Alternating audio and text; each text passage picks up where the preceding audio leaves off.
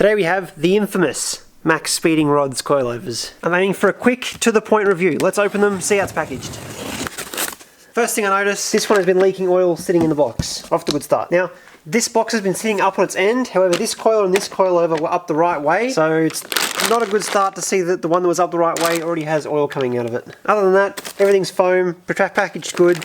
Let's pull them out, put them on the table, and start having a close look. So this is what was in the box. C-spanners, coilovers, some pamphlet-y things saying what else they make. There's like a picture of their headquarters, but the writing is very clearly photoshopped onto a different building, so I got sent these for free. So it makes me upset that I have to say this one was leaking. I have the choice of either saying really good stuff and you have to get more free things, or being honest with everyone, and I'd much rather just be honest with you guys. So one was leaking, but we're going to start pulling them apart. I'm going to have as close a look as I can without actually damaging them. G'day, it's me from the future. After I finished filming that bit, I sent an email and said, hey, one was leaking in the box, and they said no worries, and sent me another one. So the rest of the video is with a fresh insert. This is the old leaking one. What that means now is I have a fifth one for some more destructive testing, or at least we're going to pull it to bits. So that'll be a separate video. We're going to pull this apart and actually look what the internal seal and dampening setup is like. Make sure you subscribe for that. I'm aiming for 10,000 subscribers, and back to the other video. As we start cutting into these, remember that they're only $300 or $400. So for the price, they're probably going to be pretty good, I'm hoping. But let's start having a close look. Just bear that in mind as we're going. So these are for my 5th gen Honda Prelude. The 5th gen Honda Prelude is double wishbone. The first thing I notice is, see these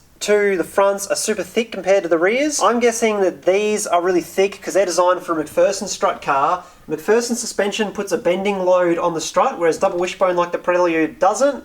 So they wouldn't have bothered putting these really fat strut rods in there. I'm guessing they're using the same cores between a McPherson strut car and the Prelude. Now, we've got one of the rears, our first patient on the operating table. First thing I noticed is this is glossy, whereas this is an anodized finish. So these are obviously anodized aluminium. There's a weld at the bottom here. So this, I'm guessing, will be steel, and I can hear it straight away and feel it. That's steel. This piece here, I can obviously see that this is a weld. On this side, it's really smooth, so that feels like that's steel as well. Okay, so we've got a steel lower on an aluminium body.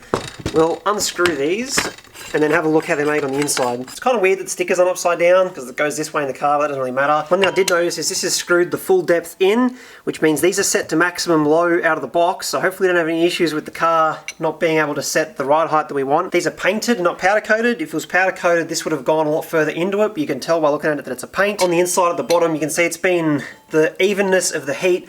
This bottom cap is a separate piece that's welded in. It's not a solid machine section, but you can tell it's been machine welded like by a robot. I've got no issues with that. This one is very smooth, so I'm guessing this bottom cap that's welded in, this is a single machined piece, and this fork has been welded onto the end. This is a really large radius in here, which is good strength-wise. This bottom section, I'm very happy with. The next thing I noticed is the bottom of the strut here is also welded in, which tells us it's cheap made, that's fine. It's what we would expect for this price. It's like any other normal shock in a car. It's non-disassemblable, but this is a steel body, so we shouldn't have any problems with like structural stuff. A lot of cheap ones are aluminium, so we have traded off some weight, but once again, these are the daily driving sort of ones that they make, not the racetrack ones. We're not too worried about the weight, mainly worried about the longevity. Being a steel core works for me. So let's start pulling the next few bits apart. Back in 2 minutes when I unscrew all these. Oh wait, I saw this on Instagram once. Taking a close look at the adjusting rings, they're all the same. You can tell by the surface finish in these slots, these have been punched out, and then I'm guessing the threads machined them afterwards. They've got a bit of a burr on the outside. I've got no worries with these. They're pretty much the same as every other coilover brand, so that is fine by me. Cool, they've bothered to put their name on the C-spanners. Nobody actually uses these. You can use them for adjusting, I guess. Once these are done, then we put a screwdriver in it and give it a good whack to get them done up tight enough anyway. The two C-spanners supplied are the same size, which normally suggests it's so you can do two nuts up against each other. However, the bottom spring perch that you would tighten it against is actually the wrong size. It's too big, so there should have really been a big one and a small one. But once again, minor difference, just pointing out everything I find as I go. On either side of the spring we had these two aluminium shims. I would have actually expected these to be made out of steel. What they should do is make it easier to adjust this, because you've got two planes for it to slip against. It should also stop like creaks and groans and stuff coming from the suspensions. They're a nice thing to see added, just helps keep them quieter for a street car. I wonder if they're on the race coilovers that they make. So looking at the spring, it's nice they labelled it. The numbers are 70.5, which is the inside diameter, 12, which is the coil diameter, 200, which is the height, and then 7, which is 7 kg spring rate. So that's a rear spring, 7 kg. Just looking over here at the fronts are the same spec spring, but it's only 180 tall. So they have bothered to spec different springs, front and rear. It's also 7k rear and 8k front, which is about what I would say for a, that's slightly stiffer than stock, but for what is meant to be a street coilover, I reckon that's probably about bang on for what you want for a spring rate for a street coilover. It's on the softer side, stiffer than stock. And as I said, we've got no bump stop, but now we have a rubber bump stop, so that's good. The top of the coilover here, you can see I can undo it with a pin spanner. I won't be disassembling the shock itself because I'm supposed to take these for a drive, so I said I would do that. I won't pull the whole thing to bits. Having a look at the top, aluminium top plate. You can see it's got some chatter from being machined, but that's not a problem, it's fine. The screws look like they're all zinc plated, which is fine. Under this little hat, we do have an adjustment knob, which, does it have an end stop? Yeah, okay, so it doesn't just infinitely click. I believe I would trust that to be actually adjusting. We'll have a play with it. This is the dampening rate, remember. I see people saying they can adjust the stiffness with these. On no coilover brand is this the stiffness, it's the dampening. It doesn't change the spring rate. The final thing we look at on the back, and this is interesting for a street coilover, is this is like a pillow ball bearing in the top. So if I force this should twist left and right. When they're new, they're always stiff. That's not a problem. For a street coilover, I would have expected a rubber pillow top, not a bearing, because the bearing's a bit noisier, but they handle better. So you could say that it's the right choice. It's neither here nor there. It is nice they've got them because you can assume that if you buy their racier ones, they will have a pillow top mount. I would have expected a rubber one. I've just grabbed it with some more leverage. It does move. The strut top also has their name laser etched into it. The fact they've put their name on everything makes me think they are making these themselves. They're not just a generic factory cranking them out, which is a good sign. They actually are producing them to their own specs. Here's our front. First thing, they've bothered to put a brake line mount on it, which is always nice. It does look correct, but we'll see when we put it on. They've decided to put the sticker on upside down again, but that doesn't really matter, I guess. Straight away, touching this, I can tell you this one is aluminium versus the steel on the back. I would expect it to be aluminium, and more expensive coilovers will be aluminium because it doesn't have anything welded to it. So aluminium is just fine for this bottom section. Notice the bottom section is also at its maximum low adjustment. So we've got our front one stripped down. It has the same shims. These are actually steel. I thought they're aluminium, but they appear to be galvanized. They are steel, so that makes a lot more sense. The next interesting thing I've noticed is this is the top hat for the spring. This is on a bearing, so it rotates, which once again, this is a strut made for a I was gonna say Max speeding car, for a McPherson strut car, because on a McPherson strut car, the strut twists and the spring has to rotate, which is why it's on a bearing. In a Prelude, which is what these are for, the spring doesn't rotate, so they've used the same housing, which makes me wonder how close the shock is valved to match the 8 kg spring. But I'm guessing they've just taken a shock body from a car that also uses an 8 kg spring. But we're interested on the test drive to see whether we run out of suspension travel or anything weird like that because we've got an odd length strut. But wait till the test drive, we'll see. Once again, same assembly. We've got the rubber bump stop, bellows, which they're not really going to do very much because there's a huge gap. I'm just going to put my finger in there at the top. We've got another pillow block on the front, pillow ball on the front, which once again, a bit weird for a street coilover, like a comfort coilover, but would be good for a race one. These are nice to see. So the Preludes come in an ATTS, like a higher spec version, and they have a weird front suspension setup. These match up with that. So the fact they've included that says that they have actually looked at the car it's going on. So even though they've used a McPherson strut, that obviously is going to work fine. They have actually bothered to find the different versions of the car and make sure it fits all of them. So that's really nice to see. Other than that, same billet top. They've laser etched their name into it again. Same plated hardware. These look like they're pressed in, and there is a serrated, like a knurl on the outside of the studs. I'm not worried about the studs spinning as long as the fitment's correct, but it's CNC machine, should all be bang on spec. Same steel liner, steel lining. I wonder if it's the same length. Yeah, the shock bodies are different lengths, front to rear, so they are using different internals, which I'd assume given the different strut sizes. But let's put these back together and see how they fit up on the car. Quickly give it a squash to see if this one feels like it's lost any oil. Okay, no, it actually feels normal. If they're losing oil, you can hear it just makes like an air noise, and then dampen for the last part. They do have a very fine coat of oil on them to stop them rusting, but I really don't think that much oil in the bag is just the anti-rust oil. We're ready to install the coilovers.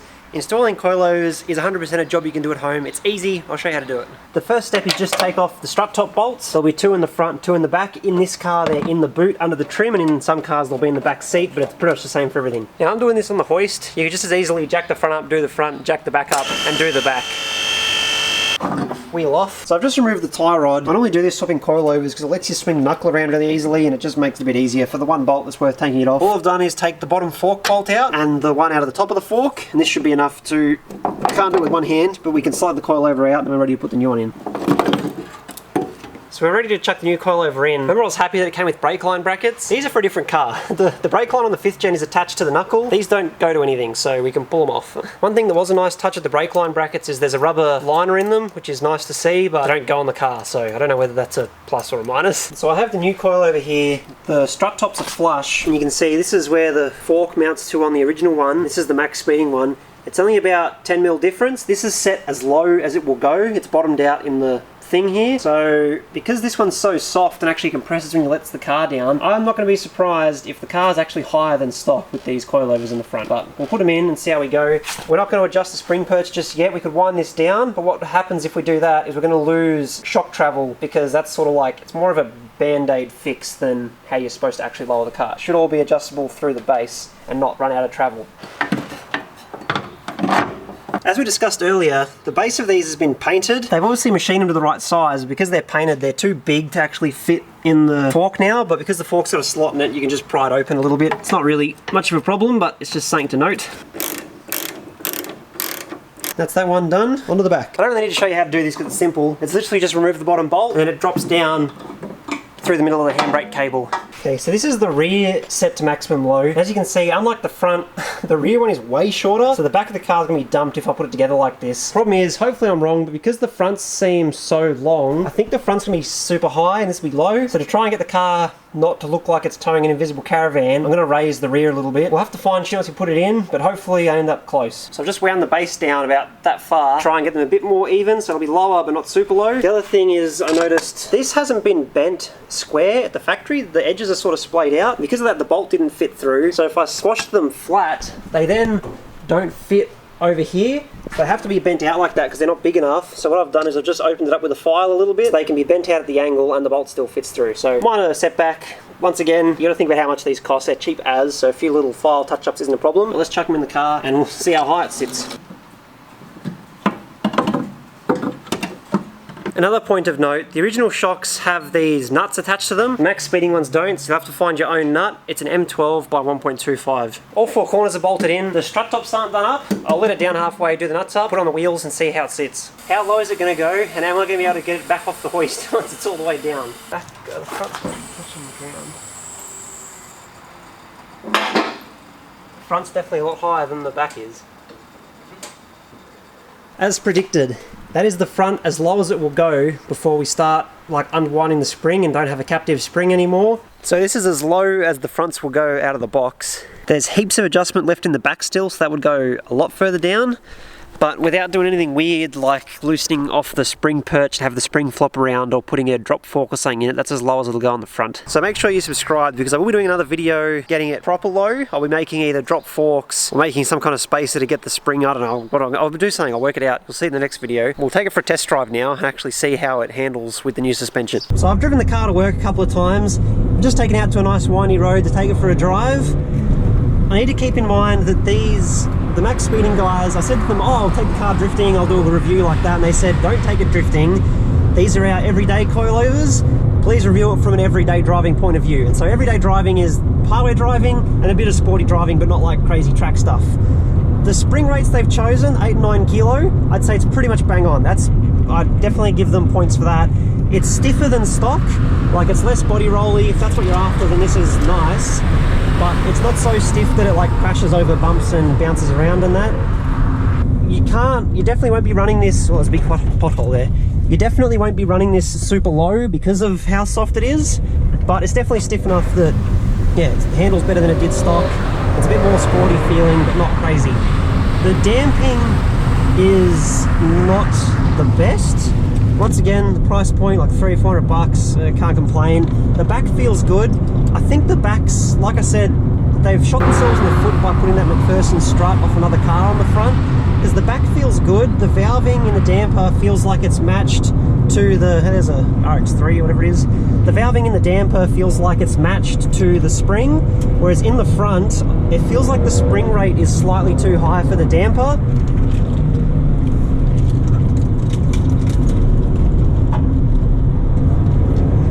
Nice twisty section. You can hear all my crap sliding around the boot. Yeah, the front feels like the spring rate is too stiff for the damper, and so it's slightly under dampened. So I do have them set all the way to max, and the knob does make a difference. but I have front and rear set to max dampening because they're definitely not over dampening. The problem you can have with over dampening is you'll hit a bump, use half your suspension travel, and then it doesn't rebound all the way, and then you hit another bump and it uses another half, and then you hit another bump and it actually bottoms out because you're pushing the shock up fast as coming back down. These aren't going to have that issue. I think they're going to have the opposite issue where they're slightly under dampened. Now they're brand new, they're okay on the stiffest setting, but longevity is yet to be seen, but this isn't a longevity test because I haven't had them for that long. As far as the amount of noise they make, they're silent. I can't tell from sound wise they're coilovers. I thought they'd be a bit louder because they have the bearing in the top rather than a rubber bush, and like I said earlier, I would have expected a rubber bush top hat for a daily drive style coilover, but now they sound fine. They're not making any noise, there's no creaks, no groans. I saw some people reporting the spring seats are a bit noisy, they put grease on them, but there's nothing coming from this. It sounds, well, it doesn't sound like anything, it sounds fine. So overall driving impression, I'm fairly impressed to be honest. It handles fine. They're not, I think the damping in the stock shock was slightly better, but Honda probably spent, I don't know, $100,000, $200,000 developing stock suspension like manufacturers do. But for $300, $400 coilovers, if they last, 100% worth the money, easy. Gotta watch out for cyclists on this road.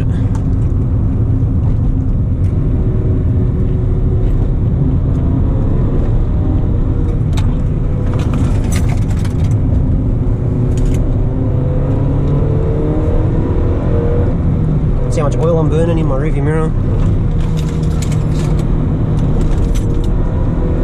This is a good road to test this on as well because it's pretty rough.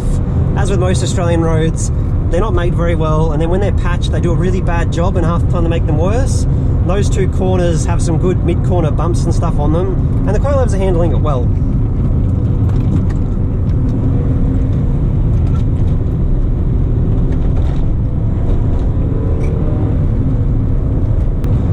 The kind of driving I'm doing here is sort of your average hills run. Like I said, if they were track coilovers, would have flogged them a bit harder or flogged them around the track. But this is definitely fast enough for what I would call your average everyday street run, and they're fine. There's no big dip under brakes. The front rates are good, body rolls less.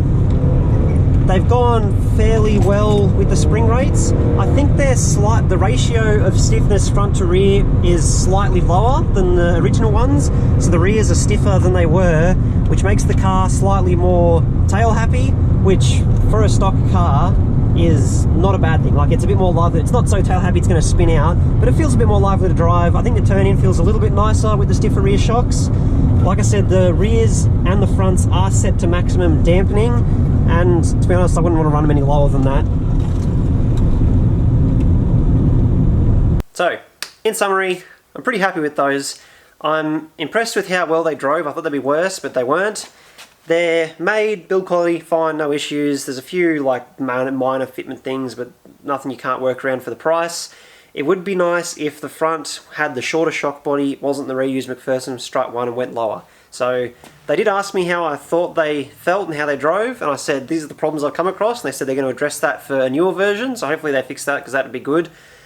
For the money, you can't go wrong, I don't think, for $300 or $400 if they last. So I can't comment on how long they're going to last because I haven't had them for that long, but initial impressions are good. They handle well, they're made fine, they were cheap enough to buy, the service to replace it was good, but also they were talking to me directly, so your individual experience may differ.